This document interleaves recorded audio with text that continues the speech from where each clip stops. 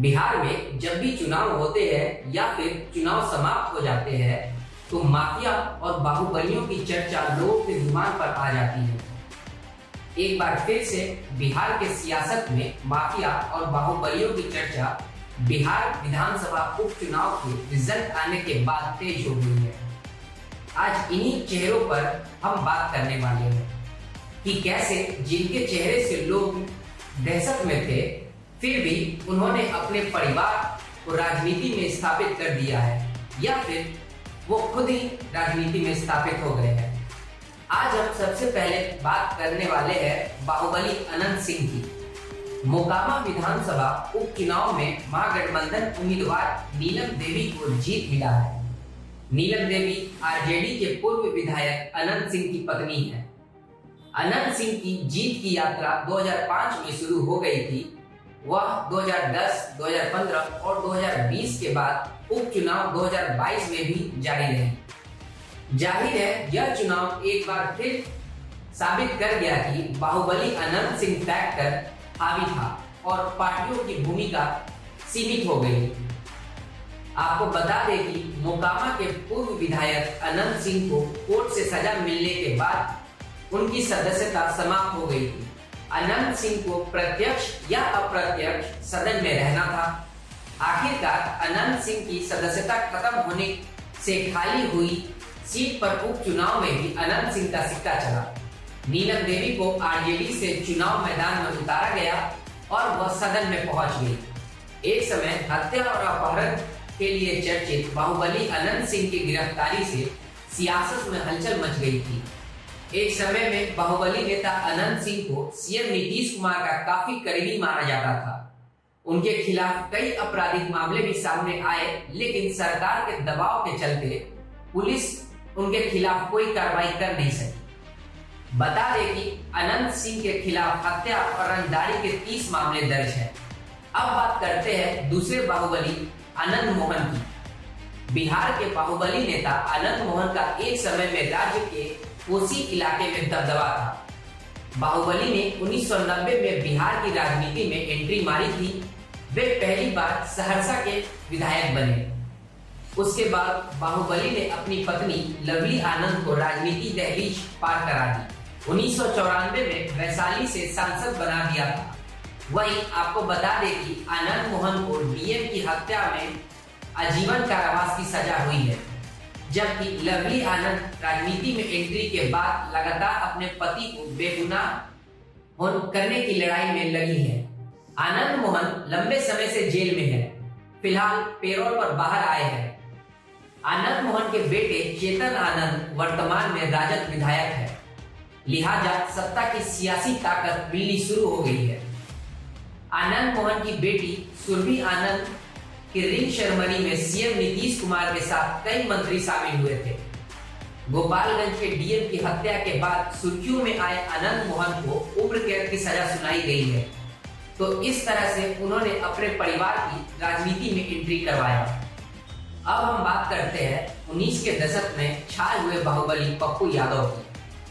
19 के दशक में अपनी दबंगई से खबरों में रहने वाले पप्पू यादव के खिलाफ कई आपराधिक केस है। फिलहाल उनकी पत्नी राज्यसभा सदस्य है।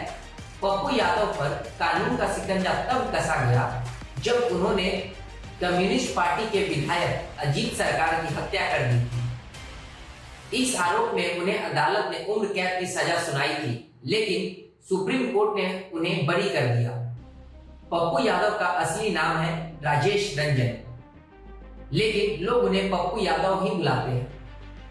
उनके सियासी सफर की बात की जाए तो वे विधायक और सांसद दोनों रह चुके हैं।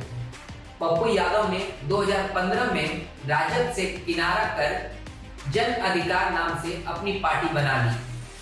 उन्होंने 2019 में मधेपुरा से लोकसभा चुनाव में के मैदान में दांव भी आजमाया, लेकिन हार गए। पप्पू यादव ने 2019 लोकसभा चुनाव के एफिडेविट के मुताबिक उन पर 31 आपराधिक मामले दर्ज है। 9 मामलों में चार्जशीट दाखिल हो चुकी है। वहीं हत्या मामले में सजा होने के बाद सबूतों के अभाव में हाईकोर्ट ने उन्हें बरी कर दिया था। अब बात करते हैं बाहुबली राजन तिवारी की। बिहार के दबंग नेताओं में शामिल राजन तिवारी पर हत्या और अपहरण के कई मामले सामने आए थे। बिहार ही नहीं, उत्तर प्रदेश में भी क्राइम में इस बाहुबली नेता का नाम छाया रहा है। राजन पर किडनैपिंग का मामला 2005 में सामने आया। फिलहाल उत्तर प्रदेश के फर्रुखाबाद के जेल में बंद राजन तिवारी कभी बिहार के माननीय नेता हुआ करते थे। दो बार विधानसभा तक पहुंचने वाले इस बाहुबली नेता का नाता जितना राजनीति से है, उससे कई ज्यादा लंबा इतिहास इनका अपराध से है। इनके ऊपर हत्या, किडनैपिंग, मारपीट, लूटपाट और गैंगस्टर एक्ट के मामले हैं। वहीं राजन तिवारी के बड़े भाई राजू तिवारी भी राजनीति में ही है। 2015 में गोविंदगंज से ही उन्होंने लोक जनशक्ति पार्टी की टिकट पर चुनाव जीता था। फिलहाल वो लोजपा के बिहार यूनिट के अध्यक्ष है। राजन तिवारी की मां कांति देवी भी ब्लॉक प्रमुख रह चुकी हैं। अब बात करते हैं बाहुबली सुनील पांडे की। बाहुबली सुनील पांडे पर भी कई आपराधिक आरोप है।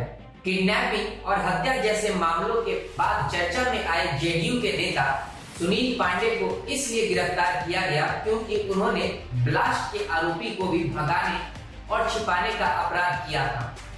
मूल रूप से रोहतास जिले के कराकाट थाने के नावाडीह गांव निवासी पूर्व विधायक सुनील पांडे का राजनीतिक कार्य क्षेत्र भोजपुर जिला है। 2020 में तरारी सीट से निर्दलीय विधानसभा चुनाव लड़े थे। हालांकि कड़ी टक्कर के बाद वे हार गए थे। समता पार्टी से राजनीति की सफर शुरू करने वाले सुनील पांडे की शुरुआत छवि बाहुबली की रही है। भोजपुर के पीरो विधानसभा क्षेत्र से 2000 में पहली बार चुनाव मैदान में उतरे और विधायक चुन लिए गए। इसके बाद जीत की हैट्रिक लगाई। राजनीति की सफर में वे जेडीयू से लेकर लोजपा तक जुड़े चुके हैं। अब बात करते हैं बाहुबली सूरजभान सिंह की, जिन्होंने पत्नी को बना दिया था सांसद। 90 के दशक में बिहार के बड़े बाहुबली के रूप में उभर कर सामने आए सूरजभान ने भी राजनीति में एंट्री मारी। बाहुबली की राजनीतिक एंट्री से ताकत और बढ़ गई। बाहुबली के ताप से उनके पिता ने गंगा में कूदकर जान दे दी थी। बड़े भाई सीआरपीएफ के जवान थे और उन्होंने भी मौत को गले लगा लिया था। इसके बाद भी सूरजभान सिंह की धमक कम नहीं हुई। सूरजभान पहली बार वर्ष 2000 में विधायक बने। वर्ष 2004 में वही रामविलास की पार्टी लोजपा से बलिया लोकसभा सीट के सांसद बन गए। अनंत सिंह की तरह सूरजभान सिंह को भी यह पहले से पता था कि उन पर लगा अपराध का दाग कभी न कभी राजनीतिक रूट का ब्रेक बनेगा। इस कारण उन्होंने अपनी पत्नी वीणा देवी को मैदान में उतार दिया। और अंत में बात करते हैं बाहुबली मोहम्मद शहाबुद्दीन की। उन्होंने प्रयास तो बहुत किया कि उनका परिवार राजनीति में एंट्री ले संसद का सदस्य बन जाए, लेकिन ऐसा नहीं हो सका। बाहुबली नेता कहे जाने वाले शहाबुद्दीन का नाम अपराध की दुनिया में बहुत बड़ा नाम है। शहाबुद्दीन 1986 में मात्र 19 साल की उम्र से ही अपराध की दुनिया में शामिल हो गए थे और फिर 24 और 25 की उम्र में सक्रिय राजनीति का एक बड़ा नाम बन गए। लेकिन बाहुबली शहाबुद्दीन की पत्नी राजनीति में सफल नहीं हो पाई। शहाबुद्दीन की पत्नी हिना साहेब राजनीति में पति की तरह सिक्का नहीं जमा पाई। शहाबुद्दीन चाहते थे कि हिना राजनीति में दमदारी से दखल करे, लेकिन वह अपनी मंशा में कामयाब नहीं हो पाए। हालांकि 1996 से लेकर 2009 तक 4 बार विधायक रहे बाहुबली शहाबुद्दीन के टिकट बंटवारे में बड़ा रोल अदा करते थे, लेकिन वह पत्नी को राज्यसभा में एंट्री नहीं दिला पाए। शहाबुद्दीन का वर्चस्व होने के बाद भी हिना को सफलता नहीं मिली। वह 3 बार लोकसभा का चुनाव लड़ी, लेकिन एक बार भी सफल ना हो पाई। शहाबुद्दीन के बाद समर्थक भी हिना को संसद में देखना चाहते थे और इसीलिए राज्यसभा में समर्थकों ने आवाज भी उठाई थी, लेकिन पार्टी ने इस पर ध्यान नहीं दिया।